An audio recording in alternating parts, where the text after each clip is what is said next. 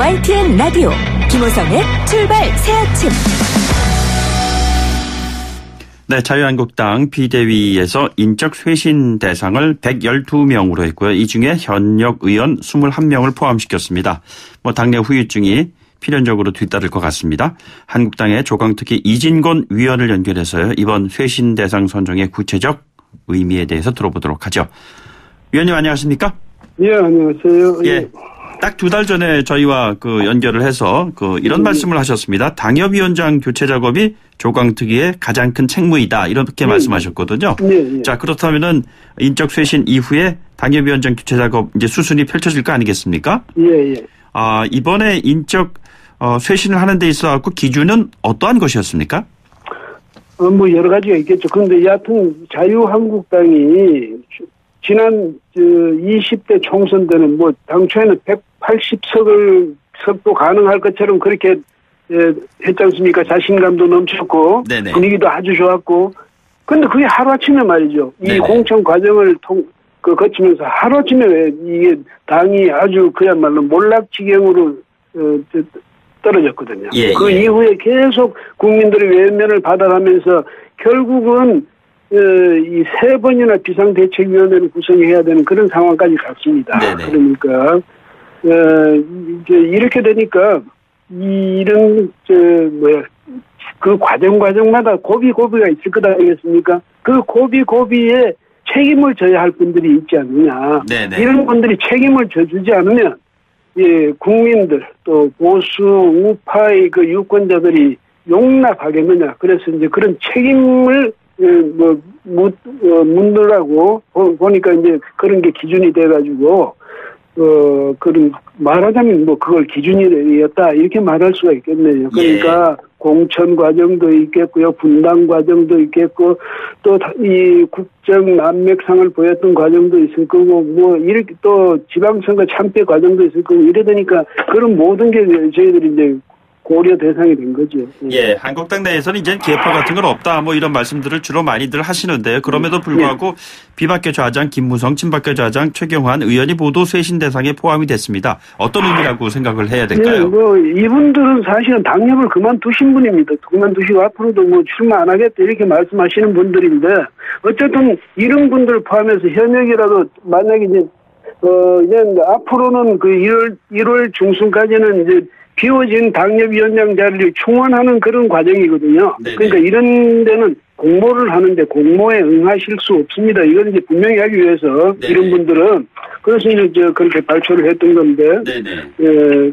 이런 분들은 이제 그러니까 이런 분들은 앞으로 공천 과정에서도 근데 지금 말씀하신 대로 개파가 없다 이런데 개파가 없다 했는데 또 보면 개파 논란이 벌어지고 이러거든요. 네네. 그래서 정당에 개파가 없을 수는 없는데 그 개파가 발전적인 개파여야죠. 이 정책을 중심으로 한다든지 국민에 대한 헌신을 중심으로 한다든지 이래야 되는데 네네. 과제 중심의 이래야 되는데 자기들 그 집단적인 이익 중심의 그런 이제 동아리가 돼서는 안 되는 것 아니겠습니까? 네네. 그런 점에서는 앞으로 바로 김무성, 최경환 이런 분들이 오히려 앞장서가지고 이런 개파 정치를 타파하는데 앞장서서 노력해 주시는 게 좋지 않을까요? 예, 조금 전에 당협위원장직 비워놓은 거 채운다는 그런 말씀하셨는데, 예. 바른미래당 이해자 의원이 한국당으로 이제 가게 되면은 그런 것들을 염두에 두고 바른미래당 의원들을 염두에 두고 당협위원장직 비워놨다는 얘기가 있습니다. 맞습니까? 근데 그런 분들이 오면 저희들이 이번에 비워놓은 자리가 많지 않습니까? 네네. 여기서 이제 어떤 자리든지 그분들이 응모를 해야죠. 예. 저는 여기 가고 싶습니다만, 그렇게 하면 이제 그 자리에 대해서 꼭 그분을 위해서 자리 비워놓고 기다렸던 게 아니고, 네네. 그분이 이제 와서 응모를 하면, 예. 다른 경쟁자분들과 같은 조건에서 이제 저희들이 심사를 하게 되겠죠. 네네. 예. 그런데 물론 이제 이분들이 또, 만약에 당 측에서 이분들을 영입 형식으로 모셔온다면, 좀 더 유리한 조건이 부여될 수도 있겠죠. 예, 지난번에 말씀하신 것이 사람 빼오기식 보수 결집이 아니라 당대당 통합해야 한다고 그러셨는데요. 실제로 이 같은 움직임을 앞으로 펼쳐 나가실 계획이신지요? 근데 그런데 자유한국당이 만약에 손을 잡는다면 이건 제 소관은 전혀 아닙니다. 네네. 이거 비대위 소관이겠지만은 만약 손을 잡는다면 그 대상은 바른미래당밖에 없거든요. 예. 뭐 정의당이 있겠습니까? 민평당이 있겠습니까? 그런데 그런 바른미래당하고 제가 생각할 때는 가장 바람직한 것은 서로가 다 흔쾌히 손을 잡는 그런 뭐 결속이랄까 네네. 이런 게 돼야 될 텐데 만약에 거기서 사람을 똑집게로 뽑아오듯이 이렇게 하면 그거는 정치 도의에도 문제가 있죠. 그런데 다만 이제 이학재 의원처럼 옛날에 여기 저기 자유한국당에 있었던 분으로서 탈당했다가 다시 나는 오고 싶다 이럴 때는 이제 이거는 비대위나 해당 또 당협이나 뭐 중앙당의 비대위나 이런 데서 판단할 문제 아니겠습니까? 네네. 이 사람을 받아들이든 안 받아들이든. 네네. 그런 거는 약간은 이제 좀 그러니까 보수 우파 정치 세력의 뭐 대결집 요거하고는 약간 결이 다르긴 합니다만 저로서는 뭐 그런 분도 어차피 돌아오겠다는 분은 안 받아들일 명분도 없지요. 예. 네네. 그 2월 전대 이후에는 새 지도부가 당협위원장직을 다시 바꿀 것이라는 그런 분석도 많이 나오고 있는 것 같습니다. 자, 그렇게 되면은 조강적인 결정이 뒤집혀지는 것인데요. 어떻게 될까요? 지금 새로 앞으로 2월 말 전당대회를 통해서 새로 등장할 당 지도부는 누가 지지하겠습니까? 누가 지지해서 누가 뽑은 사람들이겠습니까? 네네. 지금 새로 이제 구성되는 이 당협위원장들이 주축이 돼서 그분들을 지도부로 선출할 것 아니겠습니까? 예. 그럼 새 지도부에게는 새로 구성되는 전국의 당협 위원장들이 자기들의 지지 기반입니다. 네네. 그 자기들을 지지한 그 지지 기반을 허물고 다른 사람들로 가지고 다시 바꿔요. 예. 그거는 논리적으로도 성립이 안 되죠. 그래서 그런 말씀이 아니고 뭐 새로운 지도부가 들어서는 싹 바꿀 거다 그런 거는 말이 논리적으로 성립이 안 되는 말이고 다만 이제 21대 총선 그러니까 20년의 총선 때 그때는 어차피 이제 공천관리 뭐 위원회인가 이런 게 또 구성해서 공천 작업을 하게 되지 않습니까? 네네. 그럴 때 되면 늘 그래 왔듯이 뭐 바뀌는 사람 당협위원장 중에 바뀌는 사람도 그때는 있을 수가 있는 거죠. 그거는 이제 그때 일이고 저희들이 작업하고는 상관없는 거죠. 예, 당협위원장 공모 진행하시게 되면 어떤 기준, 방향 어떻게 설정하고 계시는지요?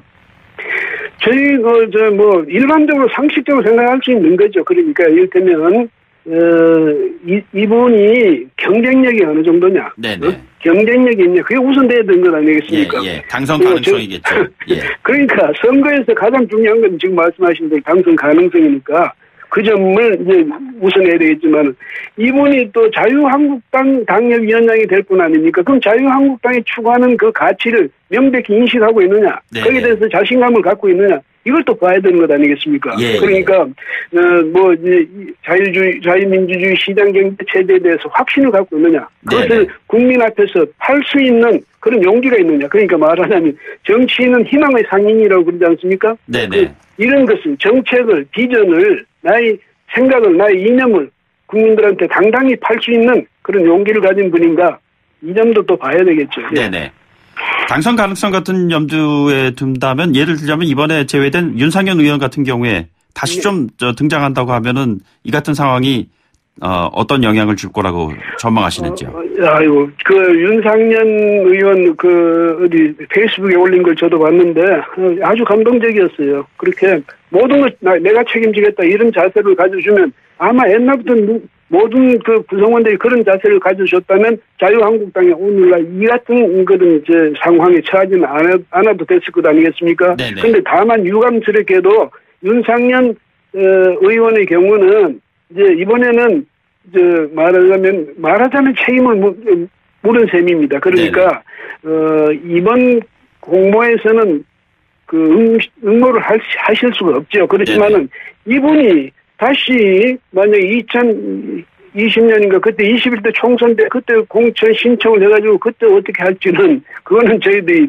전망할 수 없는 일이니까 저희들이 이번에 조강특위의 활동은 이번에 2월 말 전당대회를 통해서 새 지도부가 잘 선출돼서 정상적인 그런 정당이 정상화되고 용기를 가지고 앞으로 나아갈 수 있도록 하는 그 바탕 그러니까 그 정지 작업을 우리가 하는 거거든요. 네네. 그래서 이제 조직을 새로 쇄신하고 그 바탕에서 새 지도부가 힘차게 나아가기를 바라는 바로 그런 작업을 했기 때문에 네네. 이것은 이제 공천이나 이런 거하고는 상관없는 거죠. 알겠습니다. 위원님 오늘 아침 말씀 여기까지 듣죠. 고맙습니다. 예, 고맙습니다. 네, 지금까지 이진건 자유한국당 조광특위 위원이었습니다.